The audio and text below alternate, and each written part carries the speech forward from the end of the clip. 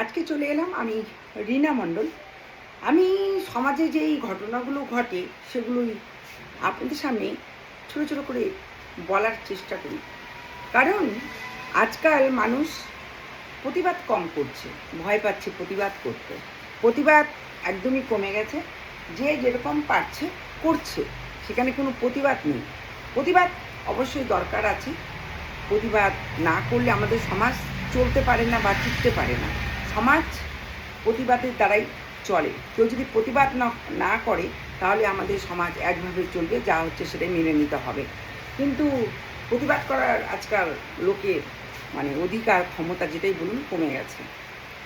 আমি একটা কথা আজকে মেয়েদের উদ্দেশ্যে বলতে চাই, সেটা ছোটো ছোটো যারা বাচ্চা মেয়ে হচ্ছে আজকাল দেখবেন বাচ্চা মেয়েরাই ধর্ষণ হচ্ছে। কারণ তারা ছোট বাচ্চা, ধর্ষণ ব্যাপারে কিছু তাদের বোঝে না। বা কেউ যদি কোনো লোক, বয়স্ক লোক বা ইয়ং ছেলেপেলে যদি তাদেরকে পটায় নিয়ে চলে যায় কোনো কারণ দেখিয়ে বা লোক দেখে, তারা চলে যাচ্ছে। আর সেখানে তারা ধর্ষিতা হচ্ছে 4-5 জনের দ্বারা। আজকাল মেয়েদেরকে স্কুল পাঠানো বা প্রাইভেট পাঠানো খুব চিন্তার ব্যাপার আছে। যাদের ঘরে মেয়ে আছে তারা বহু চিন্তিত।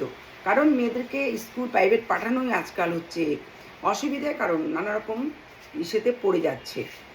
এই জন্য আমি মাদের কাছে অনুরোধ করব, প্রত্যেক মেয়ে, আপনারা যখন মেয়েদের মা, তখন মেয়েদেরকে এমন শিক্ষা দিন যেন একটি শট মারলে, একটি মারলে দুটো মারতে পারে। আজকাল মেয়েদেরকে প্রশিক্ষণ দেওয়ার এবং ক্যারেট শেখার এবং নানা রকম বুদ্ধি দিয়ে মেয়েদেরকে মানুষ করতে হবে। যখনই একটি মেয়ে 4 বছর, 3 বছর, 5 বছর থাকে, তখন তাদের ক্যারেটই শেখান। তাদেরকে নানা রকমভাবে বোঝানোর চেষ্টা করুন। কারণ আজকাল সমাজ একদম ভালো নয়। যত সব আজকাল দেখছি ছোট ছোট মেয়েদেরকে ধর্ষিতা হতে হচ্ছে, মেয়েরা অকালে প্রাণ হারাচ্ছে। তাদের পড়াশোনা প্রাইভেট যেতেই হবে। আর প্রত্যেক বাড়ির গার্জেনদের অত লোকজন নেই বাড়ির, বা সময় নেই বা পয়সা নেই যে তারা গাড়ি রিজার্ভ করে পাঠাবে বা এগিয়ে দিবে। হয়তো কিছু কিছু মেয়েদের একাই ছাড়তে হয়। এই জন্য প্রত্যেক মায়ের কাছে অনুরোধ করব, মেয়েদেরকে ছোটোবেলা থেকে এমন শিক্ষা দিন, এমন বুদ্ধি দিন, এমন ক্যারেক্টার শেখান, এমন নানা রকম জিনিস শেখান, যাতে একটি ঘুষি মারলে 3টি মারতে পারে। এরকম করে মেয়েদেরকে মানুষ করুন। মেয়েদেরকে ছোটোবেলা থেকে সব শেখান। বাচ্চা মেয়ে বলে তাদের কিছু শেখাবেন না, ভুলাভালায় রাখবেন, তাহলে তারা বাইরে সমাজে গেলে ধর্ষিতা হবে। তাদেরকে ছোটোবেলার থেকে এমন প্রশিক্ষণ দিন যাতে বাইরে গিয়ে নানা রকম যে আজকাল ঠকবাজি আর ঠকিয়ে নিয়ে চলে যে রেপ করছে, সেগুলো যেন তারা বুঝতে পারে। আর প্রত্যেক মায়ের কাছে অনুরোধ করব যে মেয়েদেরকে সমাজ সচেতন বানান, মেয়েদেরকে চালাক চতুর বানান, মেয়েদের সব কিছু বুঝিয়ে মানুষ করেন। মেয়েদেরকে মানুষ করতে হবে। অনেক মারাই আগেকার দিনে ভাবতো ছেলেরাই সব কিছু, মেয়েরা কিছু না। মেয়েদেরকে সেরকম করে মানুষ করেন না, মেয়েদেরকে সেরকম শিক্ষা দেন না। কিন্তু আজকাল যুগে মারা যারা আছেন তারা অবশ্যই ব্যাপারটা বুঝতে পারেন, ছেলে মেয়ের সমান।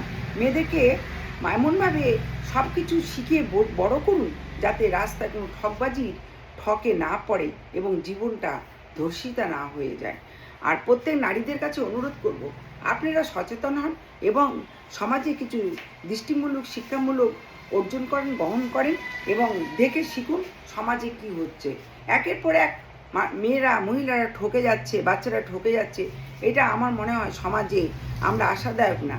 কারণ একটি ছেলে মেয়ে সমান অধিকার আছে, সমান অধিকার আছে তাদের সব কিছু শেখার, জানার এবং বদলা নেওয়ার। অনেক নারীরা আছে যারা সংসার ছেড়ে অন্য ছেলেদের প্রেমে পড়ে যায়, অন্য ছেলেদের প্রেমে, স্বামীকে ছেড়ে, বাচ্চাকে ছেড়ে অন্য ছেলে, অন্য লোকে ভালো ভালো কথাতে প্রেমে পড়ে, তারপর তাদের সাথে প্রেমের অভিনয় করে 2 বছর, 1 বছর। আজকাল তো ইন্টারনেটের মাধ্যম, অনেকজনের সঙ্গে অনেকজনের পরিচয় হয় বা পরিচয় করার চেষ্টা করে ফেসবুকে নানা রকম মাধ্যমে। এই জন্য এগুলোর ছলনার মধ্যে পড়বেন না। অনেক মেয়ে ছেলেকে দেখি স্বামী ছেড়ে, বাচ্চা ছেড়ে অন্য লোকের সঙ্গে চলে যায়। সে তাদেরকে নিয়ে গিয়ে অন্য জায়গায় হোটেলে তাদের রেপ করে তাদের মেরে ফেলে দেওয়া হয়।